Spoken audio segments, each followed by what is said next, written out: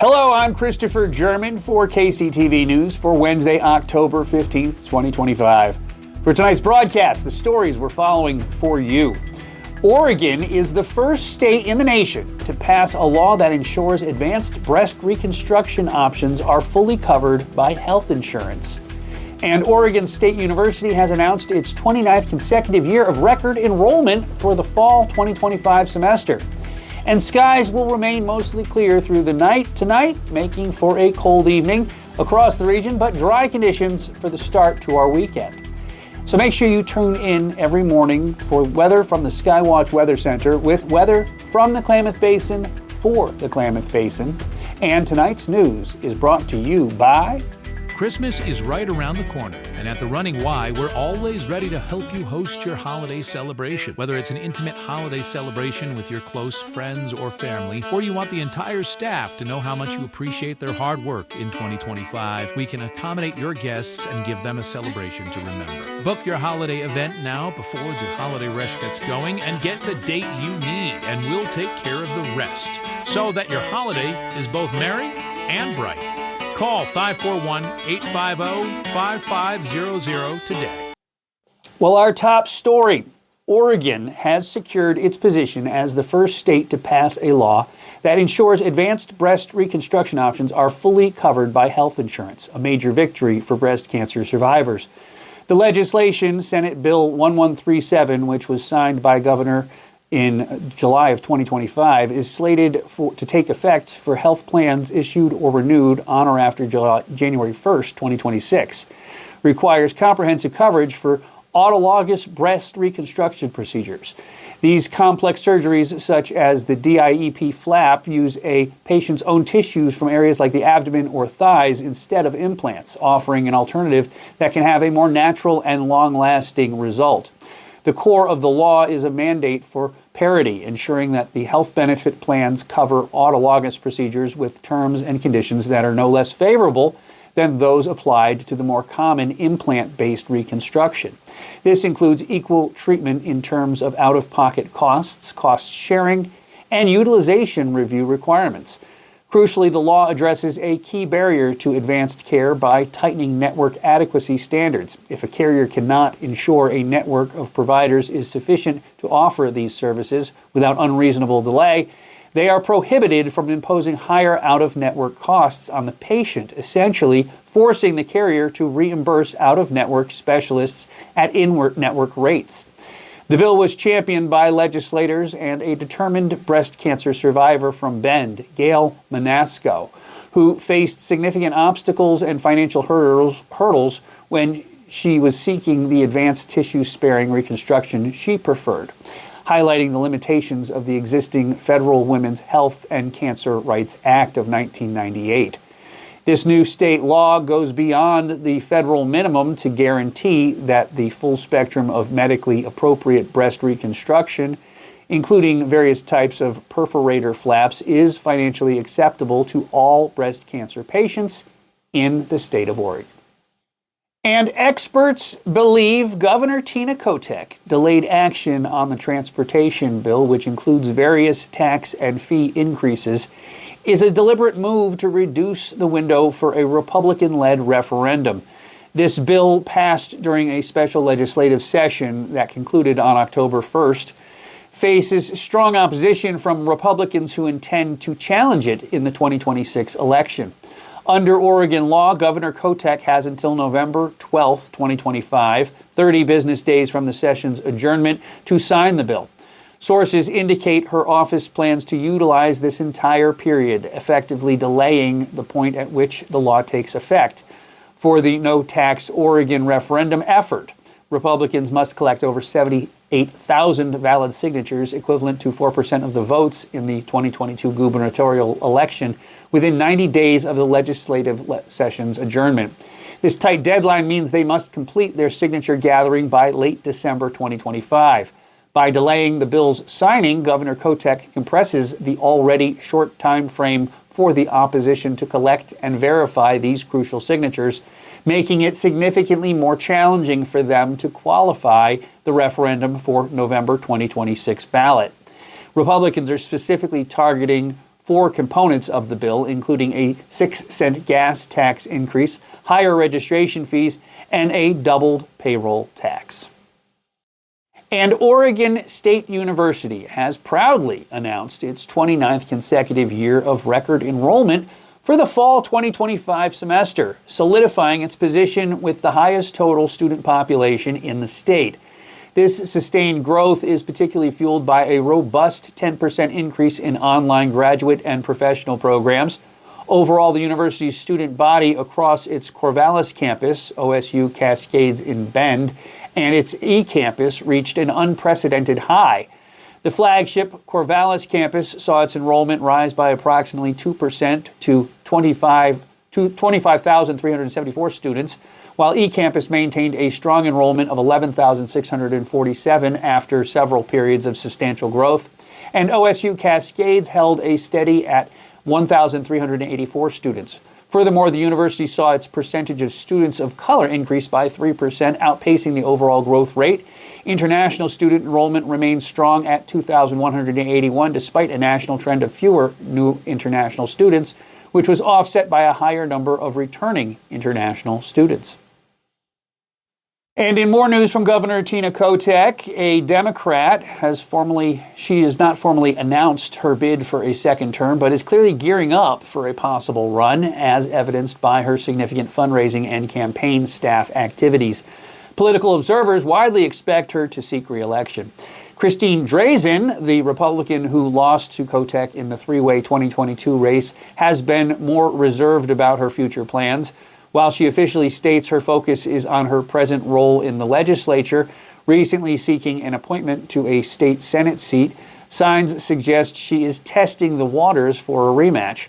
Her political committee has reported spending on polling, and she is considered the likely frontrunner for the Republican nomination, if she chooses to enter the race.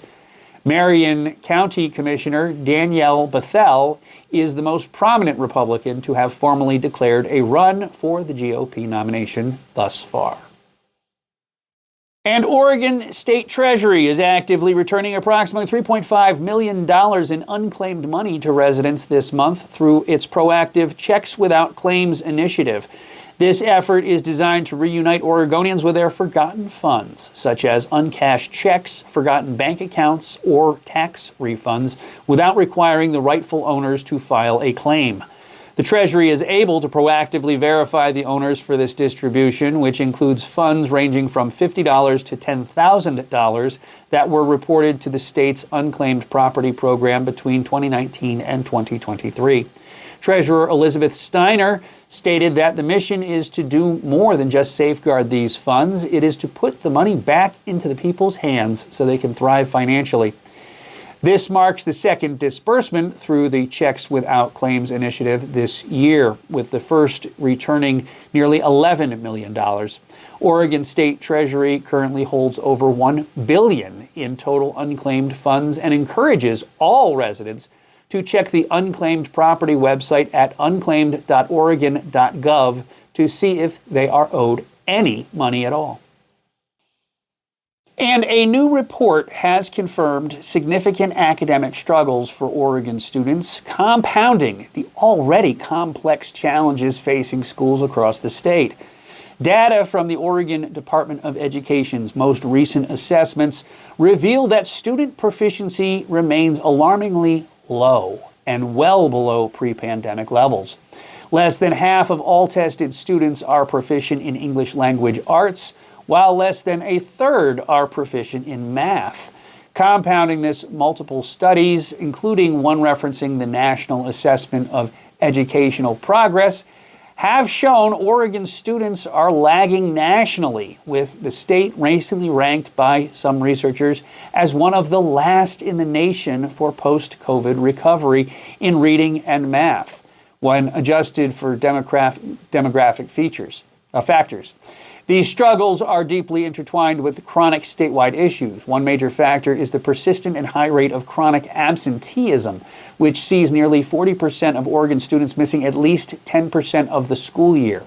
This issue is amplified by the fact that Oregon has one of the shortest school years in the country. Furthermore, significant equity gaps remain with students experiencing poverty, English language learners, and students of color showing proficiency rates far below the state average. While the state has invested record levels of funding into education, leaders acknowledge that the results are a sobering reminder of the need for sustained and focused support, including new investment in early literacy, summer learning, and strengthened accountability measures to address the learning crisis. And Oregon is poised for a major leap forward in internet connectivity, with an allocation of over $689 million in federal broadband equity access and deployment BEAD funding. This substantial investment, which includes significant focus on the southern region, marks a critical step toward bridging the digital divide across the state. The primary goal is to extend reliable internet service to thousands of residents who currently lack adequate access. For countless communities, especially those in rural and more remote parts of southern Oregon, the absence of high-speed internet has presented considerable barriers. The connectivity gap has hindered progress in various essential areas, from impacting educational opportunities and limiting access to vital healthcare services to stifling economic development and civic participation. The BEAD program, established under the bipartisan infrastructure law, is specifically designed to target these underserved regions where the internet access is either non-existent or profoundly insufficient. By strategically deploying these funds, Oregon aims to foster more equitable opportunities for its citizens. This transformative funding is expected to facilitate the construction of new infrastructure, such as advanced fiber optic cable networks in previously unreached areas. It will also enable the upgrading of existing slower internet services to meet contemporary demands for speed and reliability. Beyond infrastructure, this initiative is anticipated to stimulate economic growth by empowering more businesses to operate online, thereby encouraging innovation and attracting new industries. Furthermore, it will significantly enhance educational resources by providing students with essential tools for online learning and research, and improve healthcare access through expanded telehealth services, a crucial benefit for areas with limited medical facilities. Ultimately, this represents a profoundly positive development that promises lasting benefits for countless Oregonians. And the Oregon Department of Transportation is actively preparing for the upcoming winter season, spurred into action by an early snowfall across the region. This proactive stance is critical for safeguarding travelers as colder temperatures and more substantial snowfalls become increasingly more common. ODOT's preparations typically involve a thorough strategy encompassing the readiness of essential equipment like snowplows and de-icing trucks, alongside the stockpiling of materials such as sand, salt, and de-icer, crucial for treating roadways. Furthermore, the department focuses on ensuring adequate staffing, training maintenance crews, and meticulously monitoring weather forecasts to anticipate storms and efficiently deploy resources. Communicating vital road conditions and travel advisories to the public remains a key part of their strategy, often through platforms like TripCheck.com, while also coordinating closely with other emergency services. This early snow serves as a timely reminder, allowing ODOT to fine-tune its readiness plans before the full onset of winter arrives. And Crater Lake National Park has officially closed its north entrance, East Rim Drive, and West Rim Drive for the winter season, effectively noon on Friday, October 10th.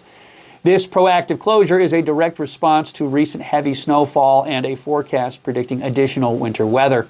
While Highway 62, which traverses through the park and the route leading to Rim Village, will remain accessible, park officials are urging all visitors to exercise extreme caution and be fully prepared for potentially hazardous snowy and icy road conditions, particularly during early morning and late evening hours.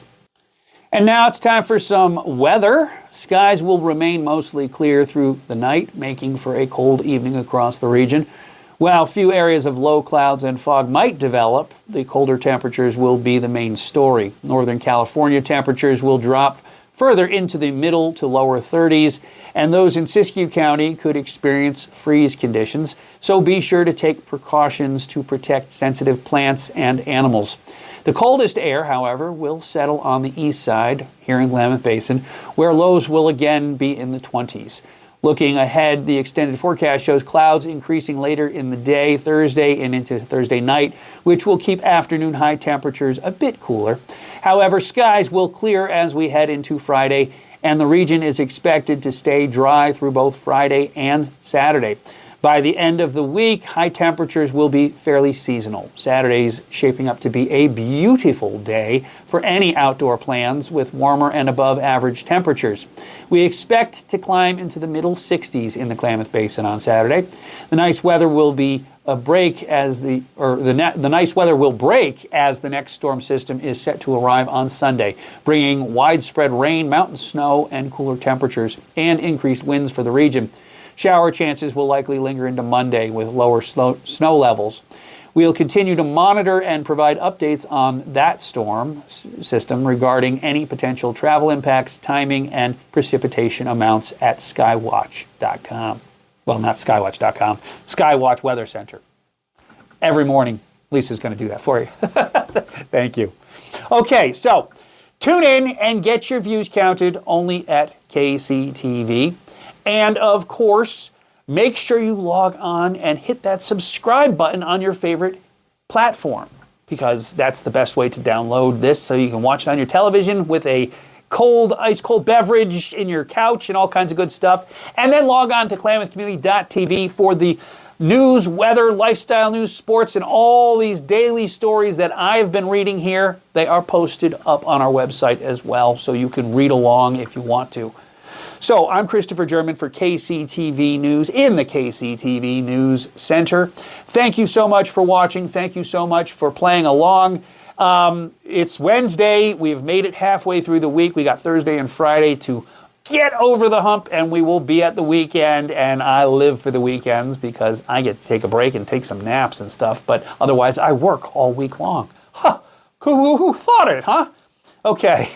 But no, I love doing what I do. I love being an anchor here. I love providing the information and the news to everybody out there. And I hope that you all enjoy what I'm doing here and how I am providing this for you, and that you're appreciating the news resources that we offer to everybody in Klamath County.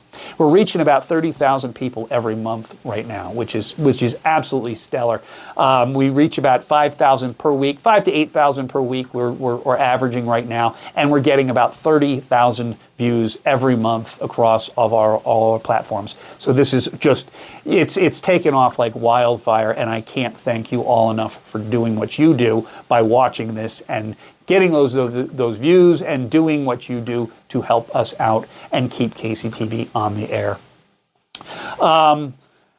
That's all I have for today, folks. I think we have a farmer's market this weekend, so make sure you check out. Saturday's going to be beautiful, supposedly. It's going to have warmer weather. We're going to have sunny skies. It's going to be a spectacular day. Sunday, it's going to be a little iffy. So maybe spend all Saturday getting a giant meal to cook for your family, and then get everybody around the table on Sunday and enjoy each other and love each other and be a family and do what families do.